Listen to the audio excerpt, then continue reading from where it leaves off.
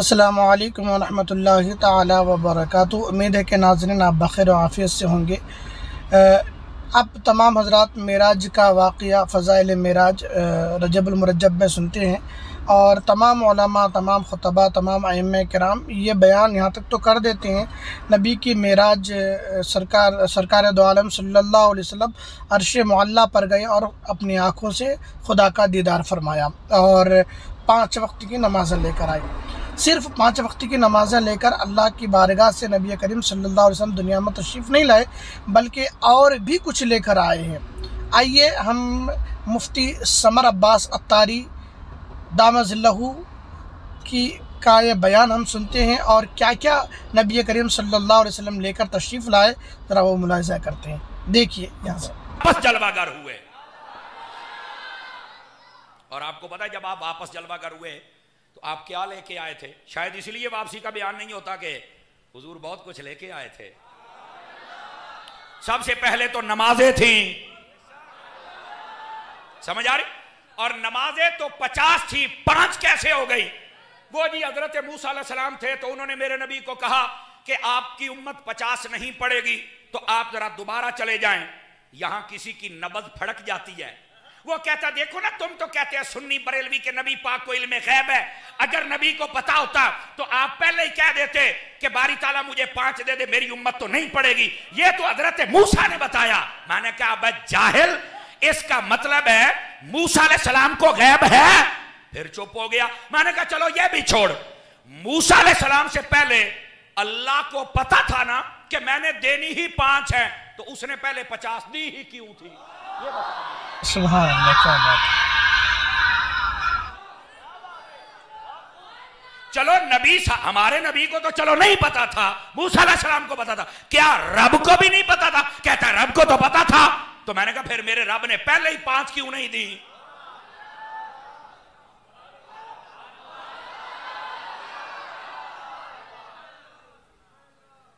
بات سمجھ آئی ہے نا؟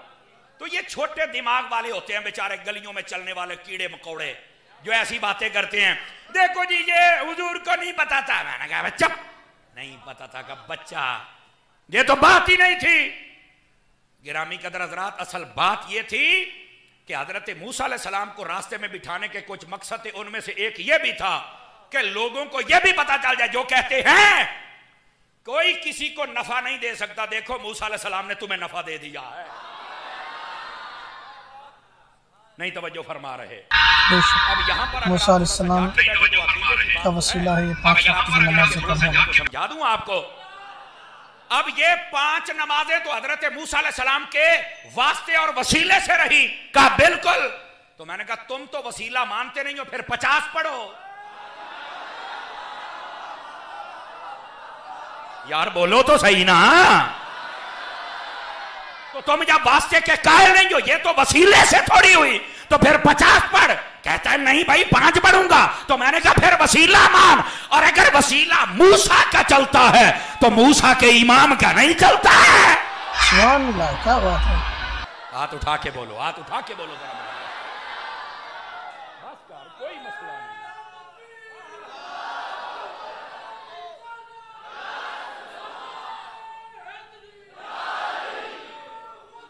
توجہ ہے، توجہ ہے۔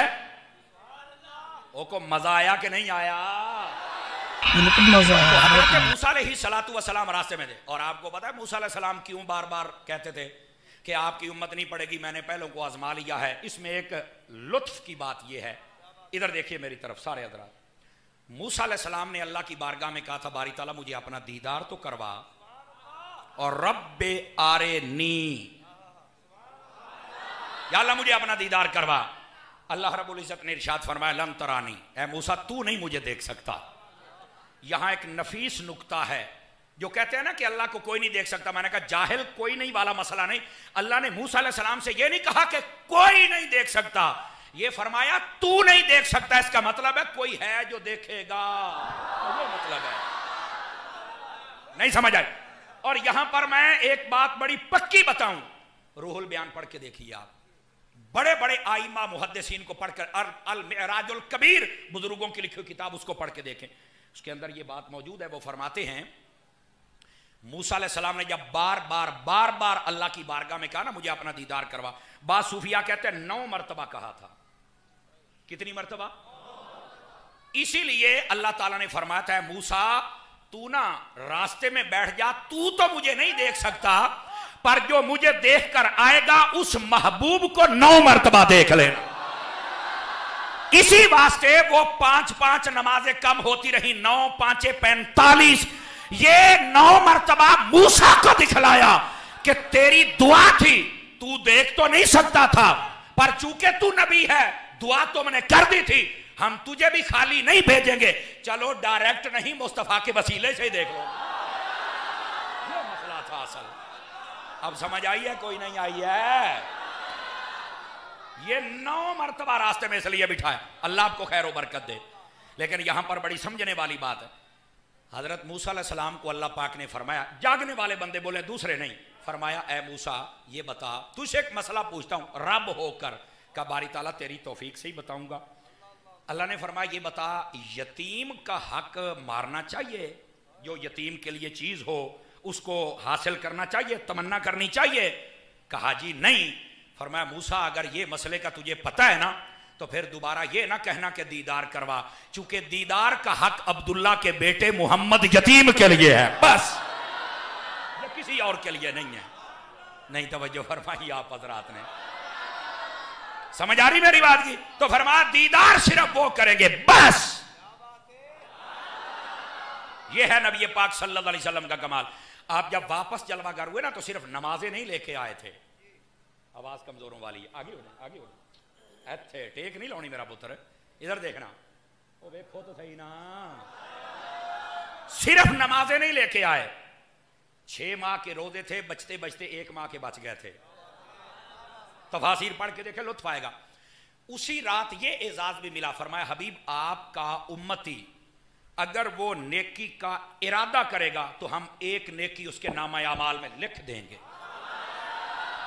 اور اگر وہ نیکی کر لے گا تو فرمایا ہم 10 نیکیوں کا ثواب عطا فرمائیں. یہ اس رات اعزاز ملا تھا. اسی واسطے علماء فرماتے اچھی نیتیں کرتے رہا کریں. آپ کو پتہ نا مدنی چینل پر بھی پہلے نیتیں کروائی جاتی ہیں، تو اچھی نیتیں کر لیا کریں، اس کا بہت زیادہ ثواب ہوتا ہے. رک کے میں آپ سے بھی گزارش کروں گا کہ اچھی نیتوں کے ساتھ ویڈیو اچھا لگے تو شیئر ضرور کیجیے گا. سمجھ آ رہی ہے؟ نیکیوں کی نیتیں کرتے رہا کریں. یہ بھی اس رات اعزاز ملا. اور اس رات اعزازوں میں سے ایک یہ بھی تھا، پہلی امتیں، توجہ ہے، پہلی امتیں جب ان کا کپڑا ناپاک ہو جاتا تھا نا تو وہ کاٹنا پڑتا تھا یا جلانا پڑتا تھا، وہ قابل استعمال نہیں رہتا تھا. جب امت مصطفیٰ کی باری آئی فرمایا یہ دھو لیں گے تو ہم اس کو پاک کر دیں گے. یہ اس رات اعزاز عطا کیا گیا. نبی پاک کو یہ ایک چیز نہیں لے کے آئے، بلکہ بعض علماء نے یہاں تک بات لکھی ہے، جب آپ نے ملک الموت سے ملاقات ہوئی نا، اب میں دیکھتا ہوں کون چپ رہتا ہے. اپنی بات آگے اب سنیے گا. ملک الموت کو دیکھا اور موت کے سارے منظر کو دیکھا تو فرمایا ملک الموت. اور بعضوں نے یہ لکھا ہے کہ جب آقا صلی اللہ علیہ وسلم کا آخری وقت تھا، یہ اس وقت کی بات ہے. ملک الموت سے کہا ہے ملک الموت میں تو اپنے رب کی بارگاہ میں چلا جاؤں گا، پر بتا میری امت کے پاس جب تو آئے گا تو موت ان کو کیسے دے گا؟ اس نے کہا حضور جو آپ کا حکم ہو ویسے کروں گا. تو فرمایا پھر نرمی کرنا. اگلا جملہ فرمایا یا رسول اللہ آپ نہ بھی کہتے تو میں نرمی کرتا ہوں. کیوں؟ فرمایا اللہ تعالیٰ ایک دن میں 70,000 مرتبہ مجھے کہتا ہے میرے حبیب کی امت پر نرمی کر، اس سے میرا یار راضی ہو جاتا ہے. محترم ناظرین و سامعین، یہ معراج سے واپسی کے واقعات ہیں اور صرف نماز لے کر نہیں آئے، یہ تمام اعزاز امت محمد کے لیے لے کر آئے ہیں. اللہ سبحانہ و تعالیٰ بھی بڑا کریم ہے اپنے محبوب کے امتوں پر، ہم سبوں پر. ہمارے جو اعمال، جو ہمارے کارنامے، جو ہمارے بدکاریاں ہیں، جو ہمارے مکاریاں عیاریاں ہیں، اس کے اوپر تو اس کے عوض تو ہمارے اوپر اولے اور پتھریں برسنے چاہیے تھے. مگر یہ اللہ کا کرم ہے کہ اللہ سبحانہ و تعالیٰ پھر بھی ہمیں رزق دے رہا ہے، رزق کھلا رہا ہے اور ہمیں شان و شوکت کی زندگی دے رہا ہے. اللہ سبحانہ و تعالیٰ کی بارگاہ میں دعا کرتے ہیں اللہ سبحانہ و تعالیٰ ہمیں بھی معراج کا صدقہ عطا فرمائے. السلام علیکم ورحمۃ اللہ وبرکاتہ.